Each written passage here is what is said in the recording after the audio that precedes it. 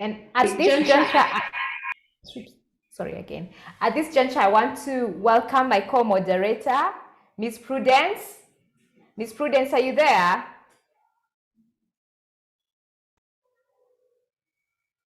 Miss Prudence, are you there?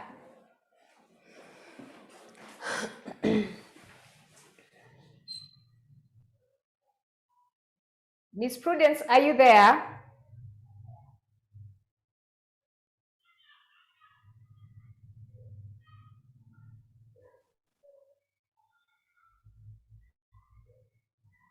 Hi, Jennifer. You're welcome to continue with the moderation.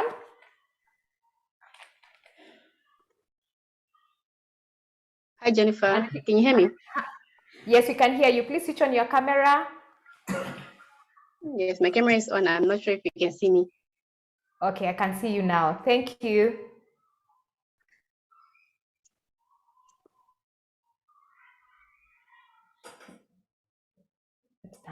Yes, let's proceed with the program. Please continue with the moderation.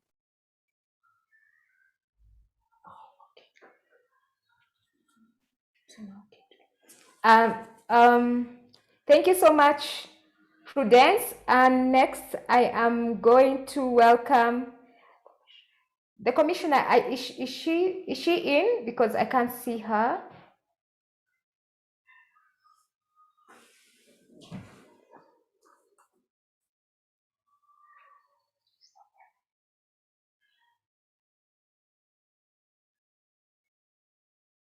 Okay, so as we wait, this is a young people's event, and I'm going to request my colleague to put that song that we started with, and we are going to dance a little bit as we wait.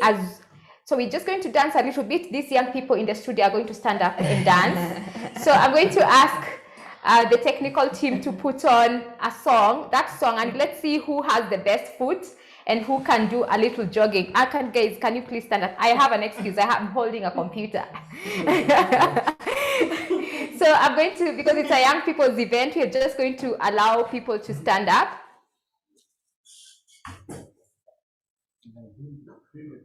And these are the young people who are on the other side to come up and stand. Yes. And everybody other young people, you have to come behind me. Yes. So we are going to put on a song and we see who is going to dance. And you want to see, Cleopas, we want to see you dancing. So here, because it's young people's event, we want to dance a bit.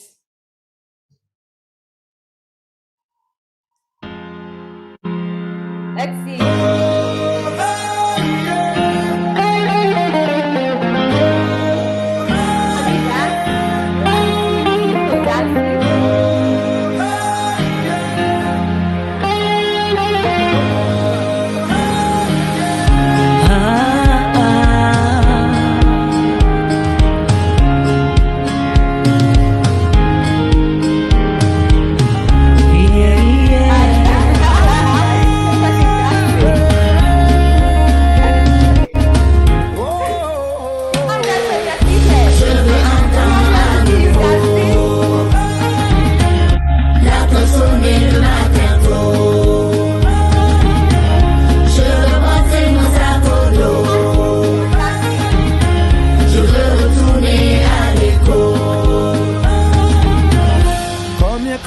Ne vont plus à l'école.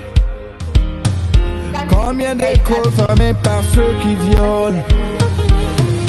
Obbligato non parto carondotto. Obbligato non se va la mio ricordo. Plus de route ne mène à mon école. Plus d'écoliers me jouent sur le sol.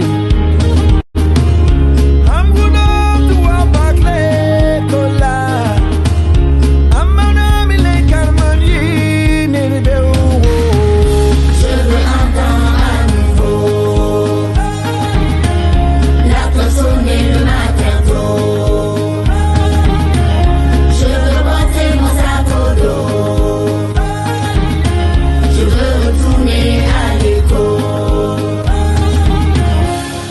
chaque enfant, je veux rêver, voir la vie sourire à mes côtés, retrouver mes jours de classe et dessiner mon avenir.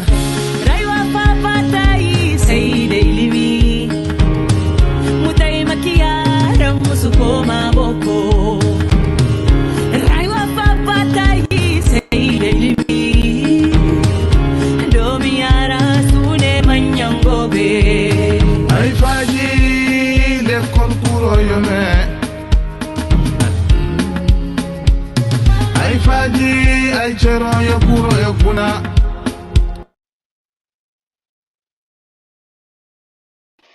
Next, I'm going to invite Alex to do her presentation on the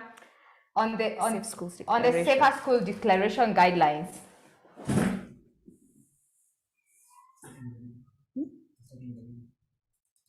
Yes, please.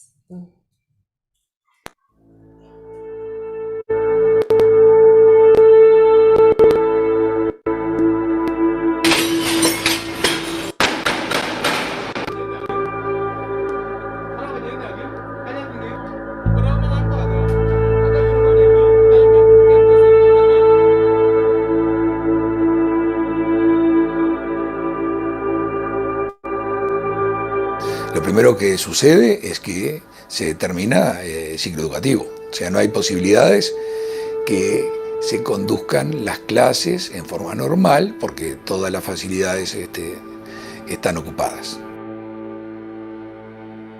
Donc cette problématique importante nous amène justement à combattre les groupes armés, à les pousser à ne pas occuper les écoles et à assurer la sécurité aux enfants qu'ils puissent librement accéder à l'éducation.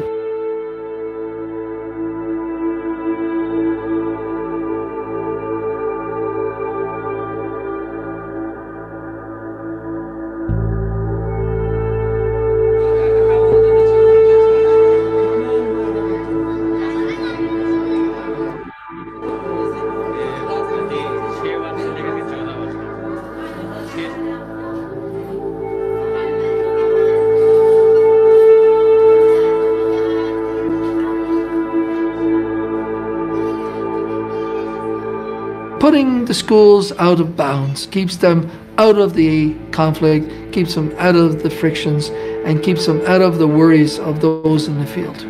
Creo que tener la generosidad hoy día, en este momento, de plantear esta iniciativa, da un signo de positividad, un signo de esperanza, una señal de que no todo está perdido y que hay que apostar en las futuras generaciones.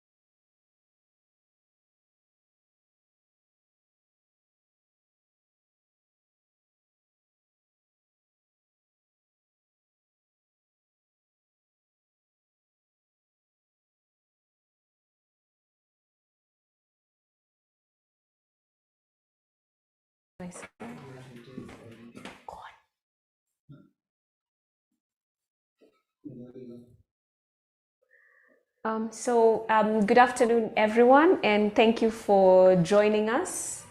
I'll introduce myself as the presentation is being set up. My name is Alexandra Chege. I am the Children in Armed Conflict Advocacy Campaigns and Communications Coordinator with Save the Children, and I work in the Regional Programming Unit. So my task today will be doing some sort of sensitization around the Safe Schools Declaration and its guidelines, and for us to understand and see how this links to protection of education from attacks. The video that you just watched just now is to sort of put this discussion into context. because when we are talking about attacks on education, we want to know what comprises of attacks of education. We have different forms and types of issues that we can cluster as attacks on education. We also want to know what is the Safe Schools Declaration. A lot of us probably have heard about this instrument, so we want to understand what is it, how is it enshrined, and how can we apply it? What role can the youth play as well in supporting the implementation of this Safe Schools Declaration? And when it comes to implementation and accountability, we want to understand within our context, within our national governments, who is responsible, who can we hold accountable on this. So in brief, that is what the presentation will cover. Please, if you could put it in presentation mode so that everyone is able to see.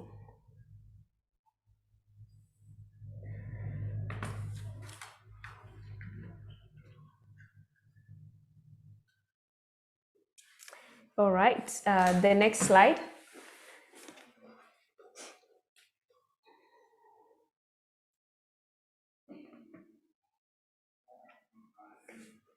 Oh, no. The previous one. Yeah.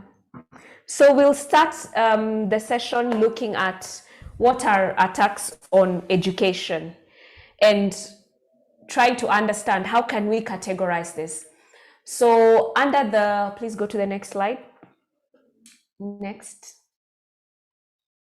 So under the Safe Schools Declaration, they have categorized attacks on education in 6 different ways, and I will try to explain that to you.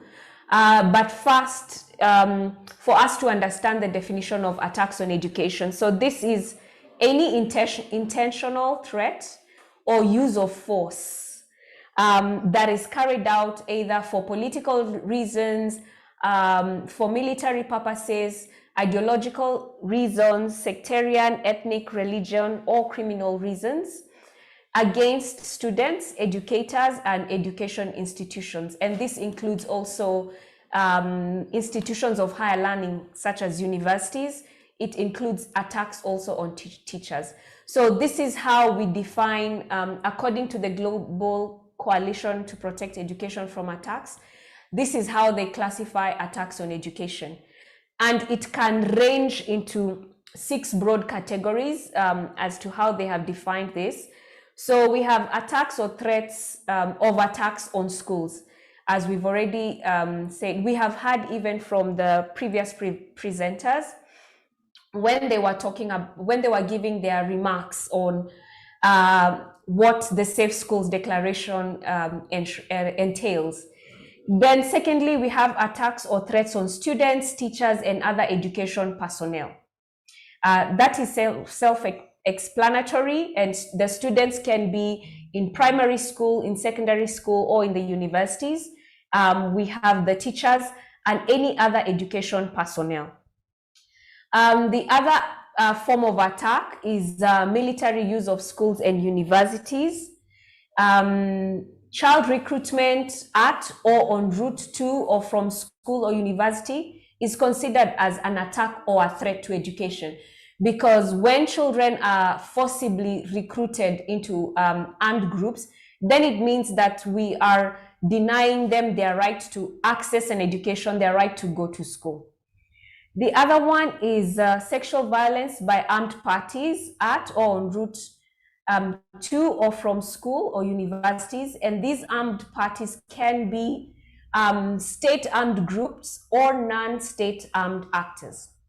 And as I mentioned earlier, attacks on higher education is also considered as attacks on education. So I will share with you some examples in the next slide, and you can reflect within yourselves to see whether you would consider this as an attack against education. So when we have an armed group using the school playground as its base, and the school remains open, the school is open, whereby students are expected to go to school, to go to class. Do we consider this as an attack on education or not? When we have a soldier from the army sexually abusing a female student or even a male student while on the way to school, would you consider this an attack on education or not? When an armed group enters the school grounds and recruits students to join their forces, we already said that this is considered as an attack on education. When children are sitting for their exams and an exam center is bombed by an opposition armed group, do we consider this an attack on education? Absolutely, yes. There's a time, I think in late 2018 or 2019, we had schools in Burkina Faso when students were sitting for their final exams in high school, when their schools were bombed and they could not be able to sit for these exams. This was considered a threat or an attack on their education.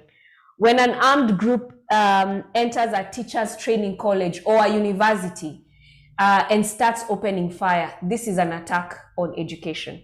And as we have mentioned, an armed group can be considered a state armed actor or a non-state armed actor. So next we are going to now broadly look at what is the Safe Schools Declaration. What is it all about?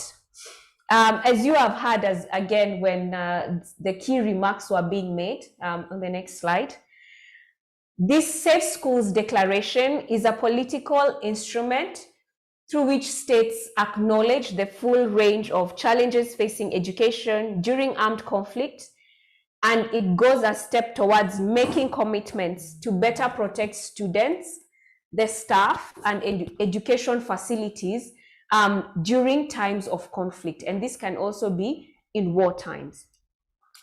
This declaration was developed through consultations that were led by Norway and Argentina in Geneva in 2015, and it was opened for endorsement at the Oslo Conference on Safe Schools, which was the first international Safe Schools conference which was hosted. And we are proud to acknowledge that quite a number of African countries were among the first to endorse this declaration. So the declaration describes the immediate and long-term consequences of attacks on education and military use of schools in situations of armed conflict. And we will show you an example of how this declaration looks like and what is detailed into it. And we looked at the broad categories of attacks on education, so I will not repeat that. The declaration also covers 5 main areas of implementation. So once a government publicly endorses and signs to the Safe Schools Declaration, the next step is working towards implementation to ensure that students, teachers, staff are protected during times of conflict, that the education is not threatened and it's protected. So the areas around implementation that they work towards include, of course, protecting the schools and university from military use during conflict. There's the aspect of data collection and response to attacks on education facilities, students and staff during armed conflict. When it comes to data collection, this is one of the commitments that is also included in the guidelines. So, and this also touches on the aspect of the monitoring and reporting mechanism, which is led by the UN. So it calls upon stakeholders to play an active role in supporting the reporting of attacks on education. Thirdly is the strengthening the protective role of education in armed conflict. And this can go broadly, whereby stakeholders or institutions and education and INGOs can go ahead in implementing programs that go towards supporting education, for instance, during conflict or during emergencies. Next, then we have fostering exchanges and strengthening the political support or protection of education during armed conflict in the international fora. One of the ways we can do this is hosting like the Safe Schools Conference that will be happening in October. We have opportunities where we can have discussions with our line ministries by hosting interministerial meetings whereby we can hold the government accountable and we make a push, an advocacy push and ask towards accelerating implementation of the Safe Schools guidelines. And then lastly, we have accountability for attacks on education facilities, students and staff during armed conflict. So a lot of these things you'll be able perhaps maybe to interact with later when you have an opportunity to look, to visit the Global Coalition of Protection of Education from Attacks website, and you can find an array of resource information that you can interact with to better help you understand what this Safe Schools Declaration is about, what the guidelines are about, and how you can support or what role organizations can play and stakeholders towards supporting implementation. Why do we have the Safe Schools Declaration? Why is it enforced? Why are we asking for our governments to endorse and implement this Safe Schools Declaration? So the declaration builds on a community of nations committed to respecting the civilian nature of schools and developing and sharing examples and good practices for protecting schools and universities during armed conflict. As I've already mentioned, the conference will also be an opportunity not for us to only advocate for better protection of education and access to education, but it's also an opportunity for governments to share their best practices towards implementation. What are some of the successes or achievements that different governments have had towards accelerating implementation? And this could be around areas on domestication of policy. This could be areas around developing military guidelines on SSD that can be adopted in the military, either standard operating procedures or rules of engagement. Then the SSD, which is the Safe Schools Declaration, also provides guidance on concrete measures that armed forces and armed non-state actors, what they can take to deter military use of education facilities to reduce the risk of attack and to mitigate the impact of attacks. We have seen in certain, in a number of countries within the African continent, where they have been able to push their governments or their military institutions to the military, the Ministry of Defense, to issue guidelines that schools are out of bounds. So we have countries like Mali who have done this, Burkina Faso, we have South Sudan has just recently issued that decree whereby schools and education facilities should be considered out of bounds by both state and non-state armed actors. Just to also inform you that to date, we have about 112 states around the world who have joined this international political agreement by endorsing the Safe Schools Declaration. And some of them who have recently done this will be, some governments will have the opportunity to announce what their commitments will be during the Safe Schools Conference. Next slide. So as I had mentioned to you, the Safe Schools Declaration is just a one-page statement that emphasizes the negative impact of attacks on education on children, their communities, and society as a whole. So it outlines the life-saving aspect of education in emergencies. As I also mentioned previously, it includes 7 commitments that endorsing states or governments will implement. So just briefly, I have listed what these 7 commitments are. I will not go into details about it, but perhaps maybe we will share some resources on this, on how each of these commitments can be broadly broken down for stakeholders to understand what their role can be towards supporting the implementation of these commitments. But I'll try to just give a few examples of what other countries have done.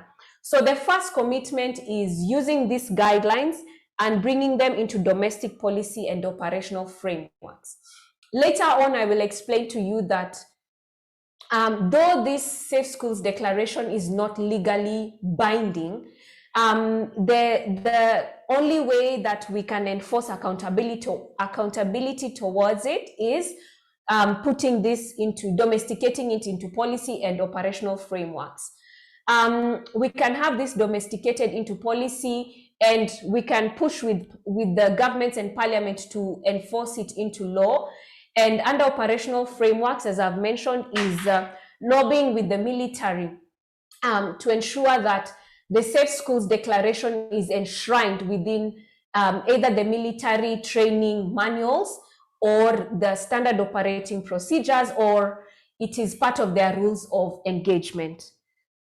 The second commitment is collecting reliable data on attacks on education and providing assistance to victims.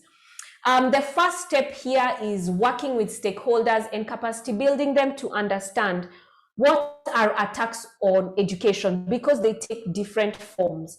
And then what are the mechanisms in place at community level or at national level that can be tapped into to make sure that attacks on education are being reported and that reliable data is being collected.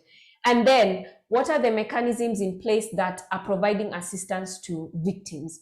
I talked about the monitoring and reporting mechanism under the UN MRM, that is the one that leads or is the custodian of reporting the grave violations, and attacks on education is one of the grave violations. So if within your communities or at the national level, if you partner with civil societies and work with your line ministries, either for defense or education, you can come together to try and see if you can set up perhaps even a committee on the Safe Schools Declaration that can support the collection of reliable data in the field from the community. And I'm insisting on this issue of community because we know where the most vulnerable people are. They are within our communities, in the rural communities, the hard to reach areas where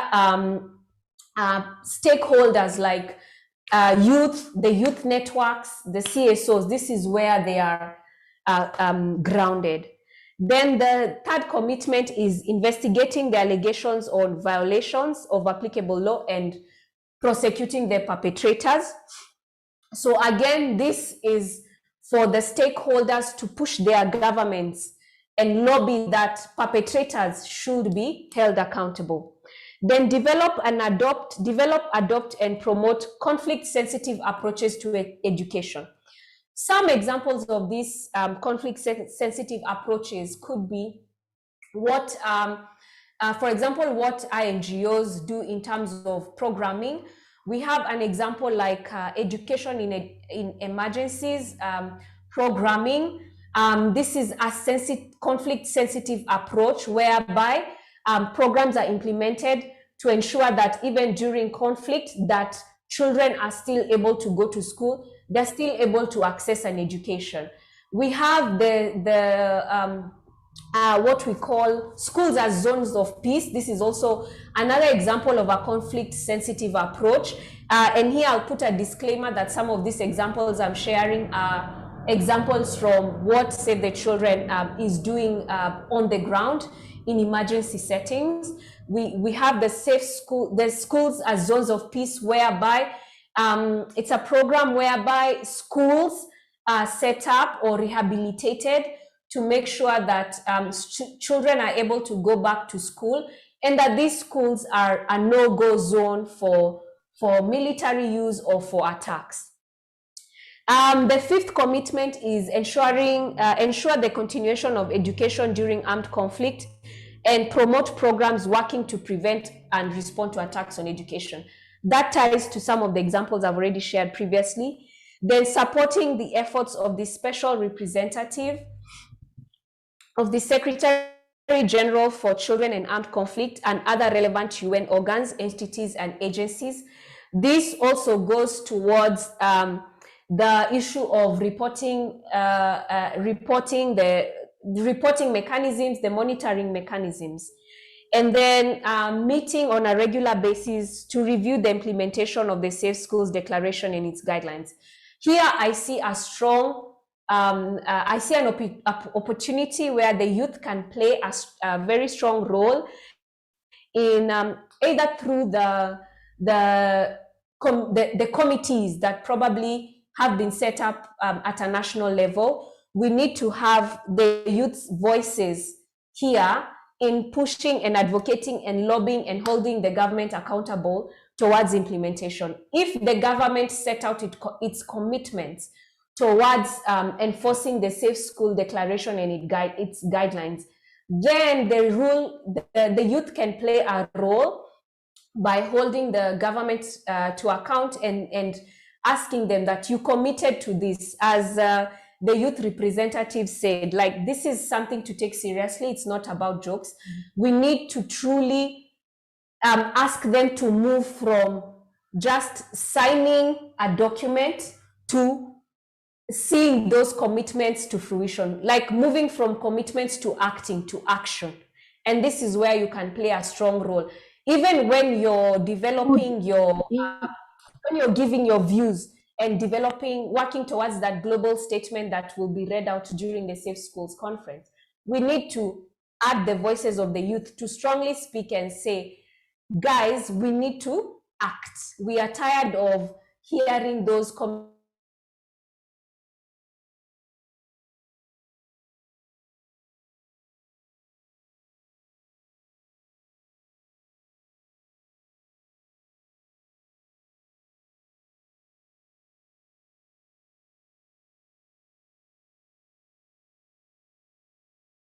them into domestic policy and the operational framework as far as possible and approaches. So I told you that the SSD is just a one-page document with 6 guidelines. So what is the added value of this international guidance on military use of educational infrastructure? The SSD is grounded on humanitarian law. That is the first thing we have to understand. And as I said, it is not a legally binding instrument or document, but it is grounded on humanitarian law, which sets rules. The set of rules which seek for humanitarian reasons to limit the effects of armed conflict. Though it is not a legally binding document, it needs to be domesticated into national law. So the declaration, when it was being developed and its related guidelines, they have the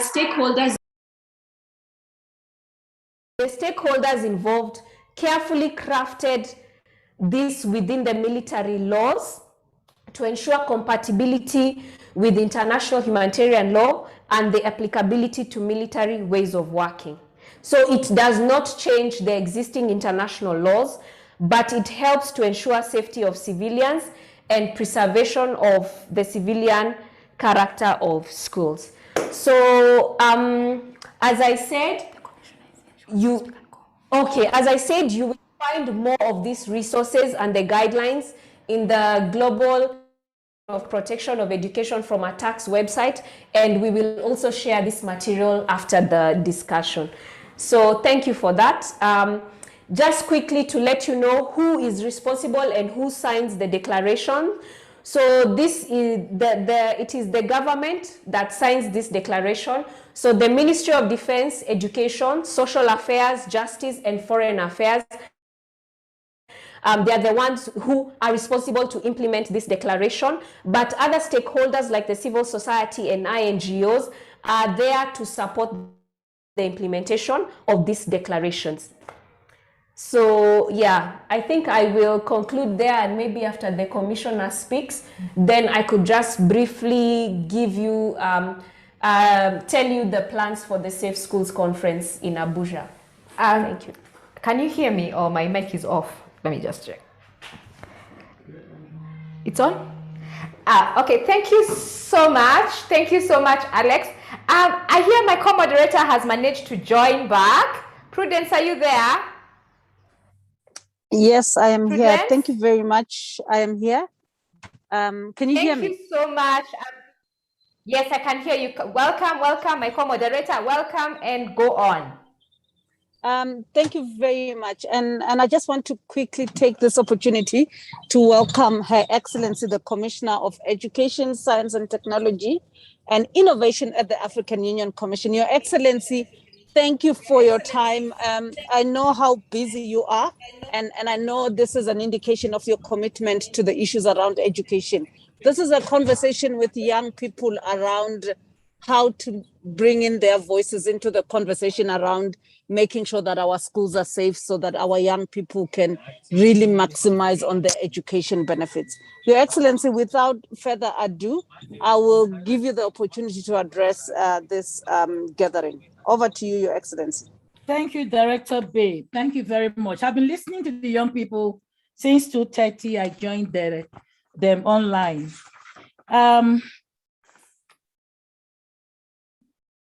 Total news, that's what I'm seeing on your name, but that should not be your name tag.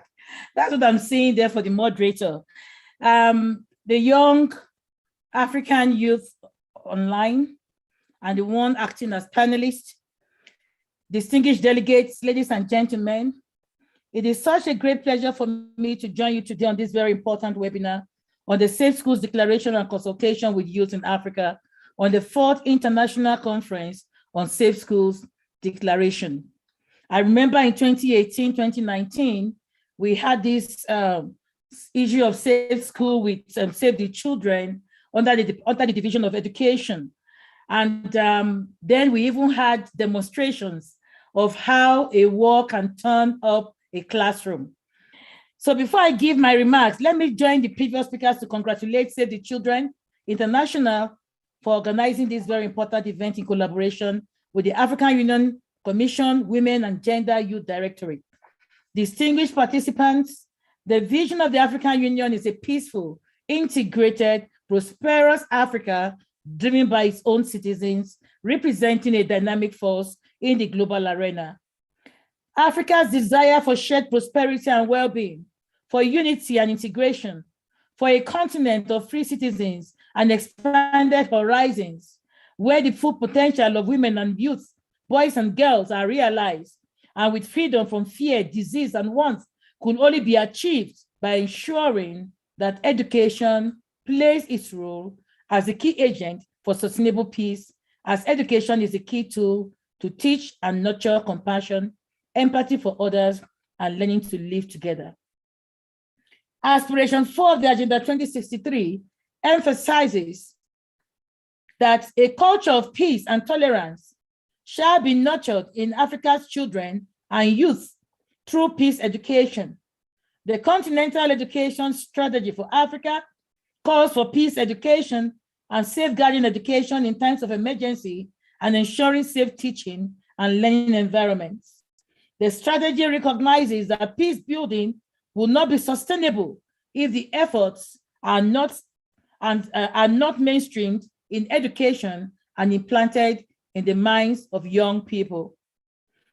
We as education stakeholders must ensure peace-seeking dispositions and conflict avoidance mindsets, responsible citizenship. Ladies and gentlemen, silencing all guns in Africa is the surest and the most sustainable way to end these grave violations if we must ensure that we bequeath to our children the Africa we want. As you know fully well, children cannot wait for all guns to be silenced before they enjoy their rights to be protected from wars. Therefore, the buck stops on our table, since these girls and boys trapped in armed conflicts today have no major role to play but ourselves. Distinguished ladies and gentlemen, education is precious and vital for our future. Nelson Mandela said education is the greatest weapon that can transform the world. It's only through education that the daughter of a farmer or the daughter of a mine worker can become a person in life. However, the spread of armed conflicts has forced the schools to close doors to millions of children in Africa. In some parts of Africa, armed groups and state security forces attack schools or use school buildings for long periods. The occupation and use of schools by security forces and non-state armed groups also make some buildings vulnerable to attack from opposition forces. Students attending classes alongside troops in occupied schools are often exposed to physical, sexual, and verbal abuse from the troops within the school. Apart from the physical effects, the destruction of schools, infrastructure can only result